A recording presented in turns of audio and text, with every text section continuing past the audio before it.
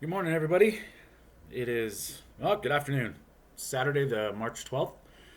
And yeah, I hope everybody's having a great day. Just want to thank everybody for listening to me. And, I hope everybody's healthy, happy. And, there's a lot of stuff going on in the world that is, you know, if we turn inward, we got to take care of ourselves. And, there's a time-honored legacy of, if you love yourself, it's easier to love others, and that's what I'm working on, and doing pretty good. So hopefully everybody's good. I wanted to talk today a little bit of like just some more, maybe some more guidance from a coaching aspect, and realize that things are going crazy out there, and now all of a sudden it's misinformation, disinformation, malinformation. Well, I want to talk about nutrition information, really, and how subjective it is, and maybe this can inspire you to make some changes for yourself. And it can be simple, it can be complex. My story. I wanted to know why. I wanted to know why I started eating basically a ketogenic diet, and why I was feeling so damn good. And the first time in my life, like, my nutrition was directly reflecting my how I was feeling, and my physicality and my mental, um, I guess my mental clarity. And there's lots of things out there. There is so much noise, and we often get lost in what's right and what's wrong. And what I'm gonna tell you is, I encourage you to become your own experiment. I guess in the science world, it is the N of one, which is the experiment of one. And that is the best way to figure it out for yourself. It doesn't have to be much. If you say, for instance, for example, cut out sugar, added sugar, do it for 7 days, do it for 14 days, do it for 30 days, whatever it is, see what happens. Stop drinking sugar.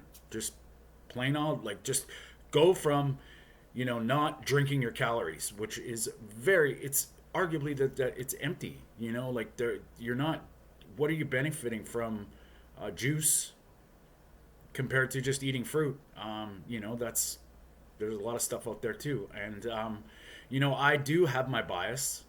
I am studying to be a nutritionist. I'm not a doctor, but I do have experience in a 180 change in how I feel, how I look, and where my mindset is at, and I think that holds weight. And what I want to share with you is the ability to make changes for the good or for the bad rests completely on you. And in this world of misinformation, and you can find anything on the internet that supports or argues, and you got to try it. If you're, quite often, like, our number one thing is hyper palatable processed food that is made to make money. That's obvious. That is number one. When you're eating something out of a box, a bag, a package, look at the ingredients. It doesn't take a rocket scientist to know. If you can't pronounce the words, let alone, finish the list of the ingredient list, you can't even, you get three chemicals down and you can't even pronounce the words, or you get lost because you're reading the same one 15 times. We've all done it. And if it can start with, what the hell is that? Why is my X have titanium dioxide sulfate blah blah blah blah blah in it? Like, think about it just from that standpoint. One ingredient food, you get, if you add one ingredient foods together and they're plants, you get a salad. You add some water, you get a soup. You know, if you add some meat, you get a stew. All with one ingredients put together, combined.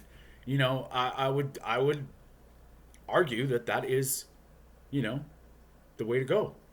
You don't need some manufacturer making money on every chemical, every dye, every color to make it look great, like look good to eat. You know, stop eating with your eyes and start eating with your mind. And you know, the changes don't have to be huge, and you become your own experiment. So first things first, if you decide to go to a whole food approach, either anyway, you're gonna be better off. Like that's probably unquestionable. That's the one thing that all these dietary interventions and protocols have in common is the once you eliminate the processed garbage and start realizing that that probably is, you know, I don't want to sound harsh, but killing you slowly. It starts to become a little bit easier now. Whether you go down the plant-based path, do I agree with it? No, I don't. But I agree with making a change, and I agree with trying whatever it takes to get that processed garbage out of your life. And we don't realize that, you know, like, you know, there's history.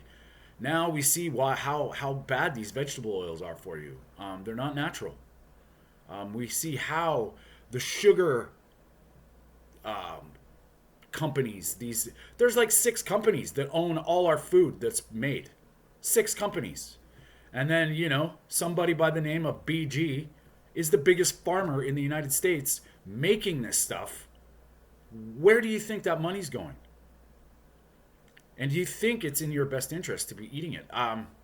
You know, I understand we have to live. I understand that there are certain times, and I don't think necessarily one thing once in a while is gonna cause that snowball effect harm. But in order to get there, you're probably gonna have to make some changes, and you're gonna have to make some choices on how you want to go about it. And don't underestimate the power of these things affecting you.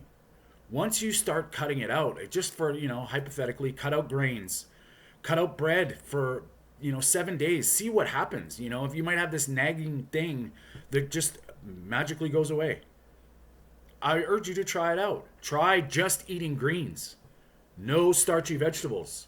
See what happens. You know, switch your beverages to, you know, I hate using calories, but no calorie beverages. Go from full fat, fully leaded Coke to Diet Coke and see what happens. I mean, I'm not saying that's a good thing, but, you know, I was a pop guy. I drank pop like, you know, it was my go-to liquid. And I stopped drinking full fat, full sugar Coke, and I went to Coke Zero, and now I don't drink it at all. It was a process. And I'm not saying it's good for you, but is it a lesser evil? Probably. And then you just take a good look at yourself and realize what you want. And if you want to live better now, that's where it starts.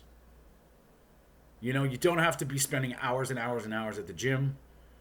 You know, there's that adage they say, right? That thing that we're questioning all the time. Abs are made in the kitchen. I believe I'm living proof of that because, you know, for the first time in my life, 46 years, I have abdominal muscles showing.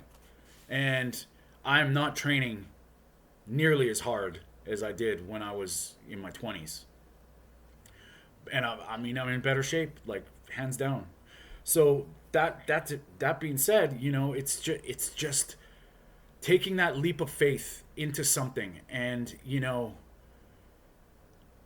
choosing a camp or choosing a protocol or intervention for the right reasons is a good thing.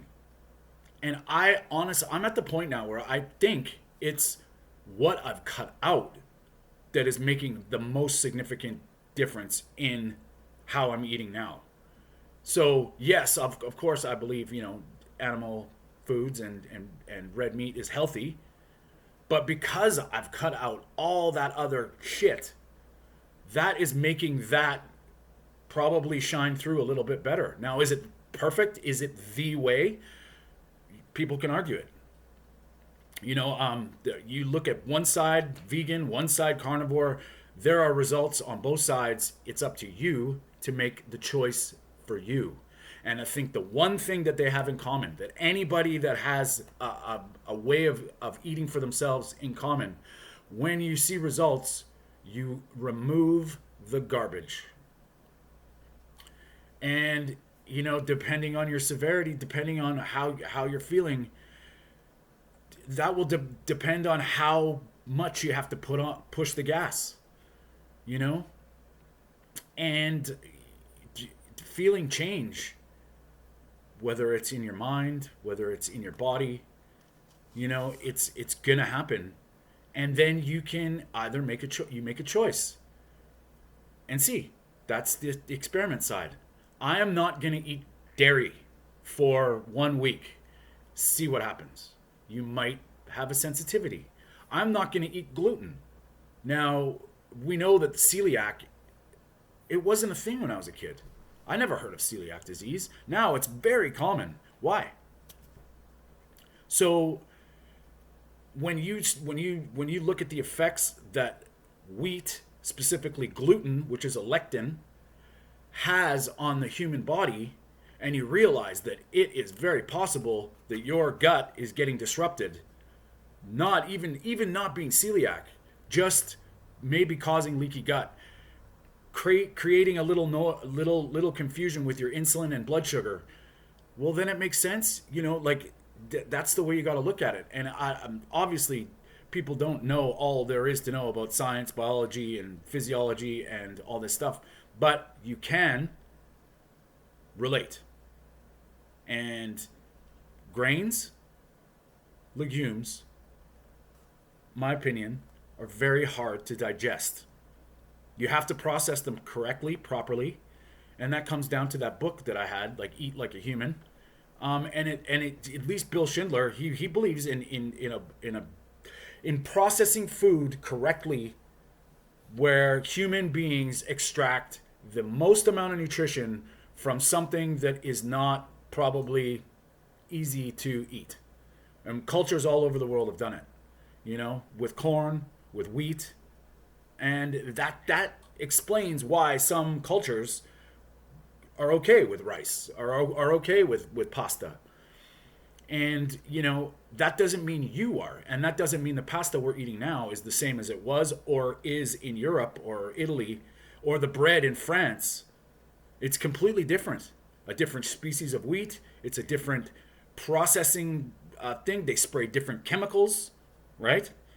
So by the time we consume what's in the supermarket, you gotta realize that this is probably way further from what we were doing, 100 years ago. So these little things hopefully help you decide what you want to do, why you want to do it, and if you want to do it. Because if you're happy and you're thriving, great. That's what we want. Don't change a thing. But if you're not, and we're talking if it affects your sleep, if you're stressed, if you're, if you have some mental disorders, do you want to be medicated for the rest of your life? Or would you like to maybe figure out your puzzle and maybe it's related? Hey, maybe you're different. Maybe it's not. There's people out there that are healing people with these dietary interventions. And I'm one to believe that I think that it's what you're not eating anymore compared to what's better or best. You may never find out what's best for you, but you probably will easily find out what's not good for you. So, you know what? Prioritize protein any way you look at it. That's what we are. That's our tissues. That's our blood. That's our enzymes. That's our bones. Prioritize protein. Control carbohydrates. Everybody's different. Everybody's nuanced because your blood sugar and your insulin control are completely you. So you got to learn that you need to control it. Some people more than others. Genetically, control your carbohydrates. Fill up with fat. The alliteration made famous, well, pseudo famous, by Dr. Ben Bickman out of Brigham Young University. I read his book, Why We Get Sick. And that's his alliteration. That's what, and I think those are three good things. It doesn't matter where or what you do. Prioritize protein, control carbohydrates, fill with fat. Good fat. Not this man-made, manufactured, polyunsaturated, better for us. And that's a whole other animal. But that's all I wanted to say today. And if you need some help, I'm here. Comment below. If you come up with something you want to talk about, and maybe my opinion can help you, and I can share my story, I'm all for it. And drop me an email. And thank you to all the new subscribers. We're getting there. I mean, maybe one day we'll have 50. Never know. But anyway, guys, hopefully everything's going good. Take care of yourselves. Stay strong.